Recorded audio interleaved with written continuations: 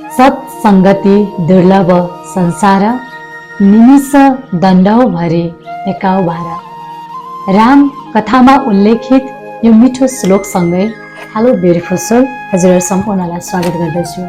एक निमिष बराबरको राम्रो सङ्गतमा यदि परियो मात्रै भने पनि हाम्रो जीवनको भाग्य बदलिन सुरु गर्छ, जीवनमा काया पलट हुन सुरु गर्छ। शब्दको शक्ति, हाम्रो शब्दमा कति ताकत हुन्छ भन्ने कुरा आज हामी यो भिडियोमा जोड्न गइरहेका छौँ। Power of word. जब म सानो थिएँ, मलाई आज बालापनमा जान मन लाग्यो। त्यति बेला मेरो स्कुलमा धेरै प्रकारका अतिरिक्त क्रियाकलाप हुने गर्थे र ती क्रियाकलापहरूमा भाग लिनको लागि मलाई मेरो मातापिताले धेरै प्रोत्साहन गर्नुहुन्थ्यो, धेरै उत्प्रेरणा दिनुहुन्थ्यो। तिमी सक्छौ, तिमी गर। गीत, नृत्य, वक्तित्व कला, हाजिरी जवाब, वाद विवाद, यी धेरै विभिन्न प्रकारका खेलकुद कार्यक्रमहरू सबैमा मलाई धेरै जसो मेरो अभिभावकहरूले प्रोत्साहन दिनुहुन्थ्यो। र त्यति मात्र नभएर मेरा गुरुवर्गहरूले पनि मलाई धेरै हौसला दिनुहुन्थ्यो।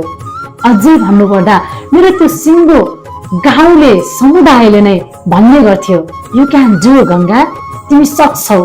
र उहाँहरूको त्यो शब्दको ताकतले नै मेरो त्यो कलिलो मस्तिष्कमा यसरी छाप परेको थियो कि मैले गर्न नसक्ने केही पनि छैन, म गर्न सक्छु। र म भित्रको क्षमतालाई निखार्नको लागि उहाँहरू सम्पूर्णको धेरै योगदानसम्म कृतज्ञ छु। र अझै रोचक लाग्ने कुरा के थियो भने, जब घरमा परपाहुनाहरू आउनुहुन्थ्यो अनि मलाई बुबाले भन्नुहुन्थ्यो छेउमा राखेर, आज नानी यस्तो राम्रो बोलेर आई, यस्तो राम्रो गरी। अनि मम्मी प्राय जसो स्क्रिप्टहरू लेखेर मलाई स्कुलमा हौसला दिनुहुन्थ्यो।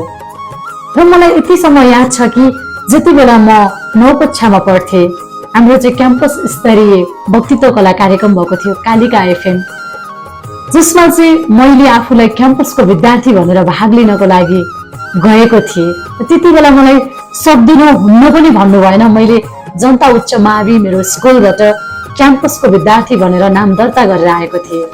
र आज मलाई मेरो गुरुवर्गहरूको सबैको याद आएको छ कि लकिली मेरो बोल्ने समय चाहिँ हाफ टाइममा परेको थियो र सबै शिक्षकहरू खाजा खाने जाने समयमा मेरो त्यो वक्तित्व कलामा भाग लिएको आवाज सुनेर दङ्ग हुनुहुन्थ्यो अरे। र म आइसके पश्चात सबैजना शिक्षकहरूले मलाई भन्नुहुन्थ्यो, तिमी एक दिन धेरै राम्रो असल मान्छे बन्छौ, तिमी सक्छौ। नभन्दै त्यो वक्तित्व कला कार्यक्रममा म विजयी भएर पनि आएको थिएँ। त्यति मात्र होइन, र 12 वर्षको कलिलो अवस्थामा नै जुनियर रेड क्रस सर्कलबाट जिल्लाको नेतृत्व गर्ने सौभाग्य पनि मिलेको थियो। र कतै हामीले यो गल्ती त गरेका छैनौँ हाम्रा सन्ततिहरूप्रति, हाम्रा साना बालबालिकाहरूप्रति कि तिमी गर्न सक्दैनौ भनेर, किनकि मलाई त्यो बेलाको हौसलाले नै निर्धक्क भएर जुनसुकै काममा पनि अगाडि बढ्नको लागि प्रेरणा मिल्थ्यो। र थोमस अल्वा एडिसन, यहाँहरू सबैजनाले सुन्नुभएको एक प्रसिद्ध वैज्ञानिक हुनुहुन्छ, जसको बालापनमा पनि यस्तै स्टोरी थियो। स्कुलले पढ्न नसक्ने मन्द बुद्धिको बालक भनेर रेस्ट्रिकेट गरिएका विद्यार्थीलाई जब त्यो चिठी आमाको हातमा पर्छ, आमाले आफ्नो सन्तानलाई हौसला दिँदै, तिमी संसारकै सबैभन्दा तीक्ष्ण बुद्धि भएका बालक हौ, तिम्रो बुद्धिलाई अब स्कुलले पनि तहलाउन सक्दैन रे, तिमी त्यति प्रतिभावान छौ रे भनेको कुरा त्यो कलिलो मानसपटलमा यसरी बस्यो कि आज हामी सबैजनालाई थाहा छ हु इज थोमस अल्वा एडिसन, के चाहिँ योगदान दिनुभएको छैन।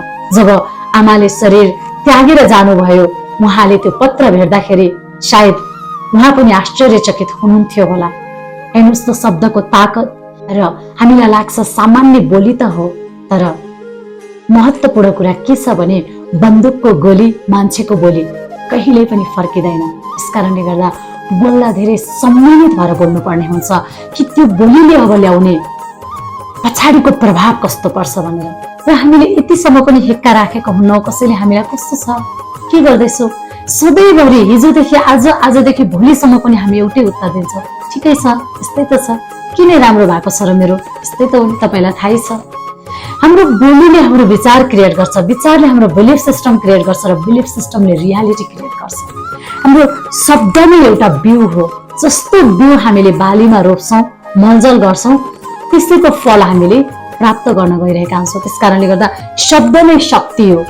जब हामी हाम्रो शब्दलाई विचरामा परिणत गर्छौँ हाम्रो जीवन पनि विचरा नै हुन पुग्छ।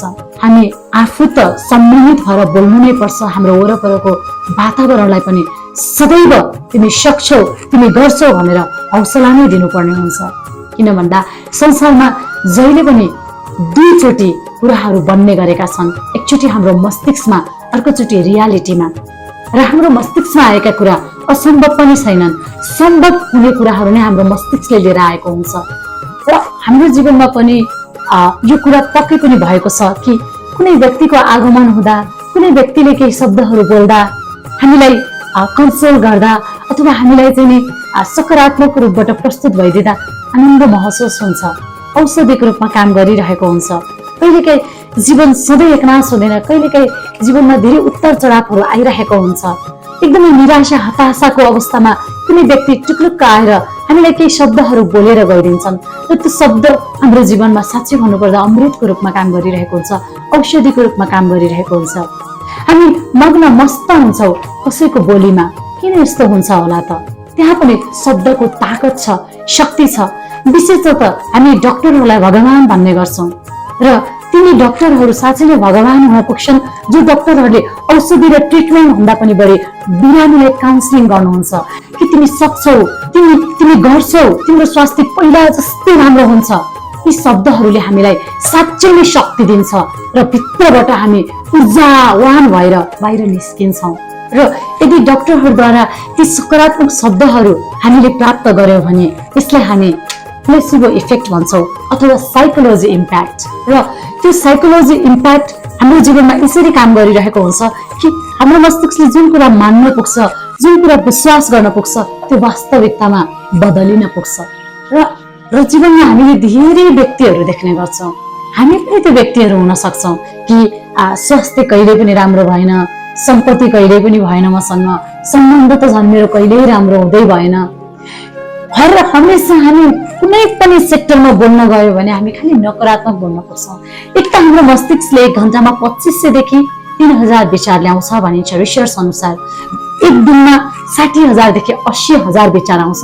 त्यसमा पनि 80% भन्दा माथिका विचारहरू रिपिटेटिभ हुन्छ, जो दोहोरिरहन्छ, त्यसमा पनि कामै नलाग्ने हुन्छ। भनेपछि हामीले किन एउटै शब्दलाई पटक पटक बोलिरहन्छौँ जुन शब्दले हामीलाई कहिले पनि लाभ गर्दैन, अरूलाई पनि लाभ गर्दैन। हामी बाहिरको दुनियाँसँग भन्दा प्रायः जसो हामी आफ्नो भित्रको दुनियाँसँग बोलिरहेका हुन्छौँ। म किन यस्तो होला, मेरो जीवनमा त किन यस्तो, म सधैँ असफल, मेरो साथीले यो गर्यो ऊ गर्यो। यी विचारहरू हामी पटक पटक आफ्नो मस्तिष्कमा दोहोऱ्याइरहँदा यो नै अन्तत्वगत बिलिफ सिस्टम र रियालिटी बन्न पुग्छ।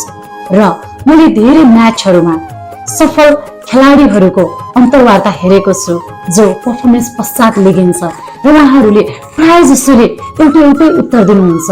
जस्तो विराट कोहली अथवा क्रिस्टियानो रोनाल्डोजी, मेसी, जोसुकै हुनुहुन्छ, तपाईँले आजको गेम किन हार्नुभयो?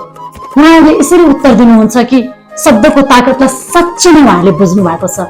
आजको गेम केही हाम्रो सानोतिनो कुराहरू मिलेको छैन, तर केही छैन, अबको 2 दिन 3 दिन पछिको गेम हामीले अवश्य जित्छौँ, हामीले एकदमै राम्रो गर्छौँ, यसमा आत्तिनु पर्दैन। उहाँहरू यति थोरै बोल्नुहुन्छ, यति राम्रो उत्तर दिनुहुन्छ कि शब्दको ताकत उहाँहरूलाई राम्रोसँग थाहा छ, कुटके थाहा छ। धेरै पनि बोल्नुहुन्न, नहुने पनि बोल्नुहुन्न, नचाहिने पनि बोल्नुहुन्न। त्यो शब्द उहाँलाई फर्केर आउँछ भन्ने कुरा राम्रोसँग अवगत छ। यसैले शब्द चयन गर्दा पनि उहाँहरू धेरै संयमित भएर गर्नुहुन्छ। र प्रायः जसो हामी यस्तो बोल्छौँ कि म एकदमै थकित छु, खालि मेरो मात्र काम असफल हुन्छ, म नै सधैँभरि फेल हुन्छु, कहिल्यै जस पाउँदिन। यो भन्नुको सट्टा मलाई थोरै आरामको जरुरत छ, मैले आज हारेको होइन, केही सिकेको छु, सिक्न पाएको छु। यी शब्दहरू चयन गर्दाखेरि पनि यसको ऊर्जा हामीलाई त्यही अनुसारको प्राप्त हुँदै जान्छ। मलाई यो भनिरहँदाखेरि एउटा कथा मेरो मस्तिष्कमा यसरी गरेर बसेको छ।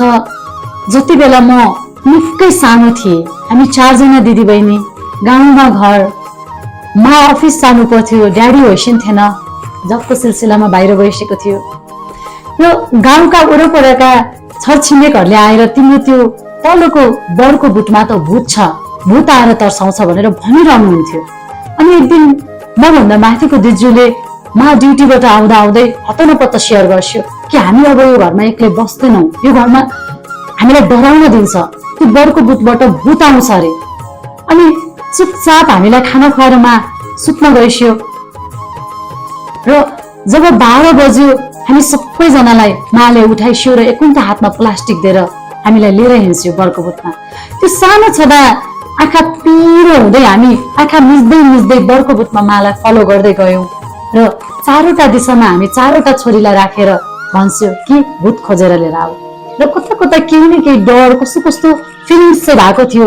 15 मिनटपछि फर्केर आइस्यो। त्यसपछि भूत भेटायो त भनेर सोच्यो। हामी कसैले पनि केही उत्तर दिन सकेनौँ।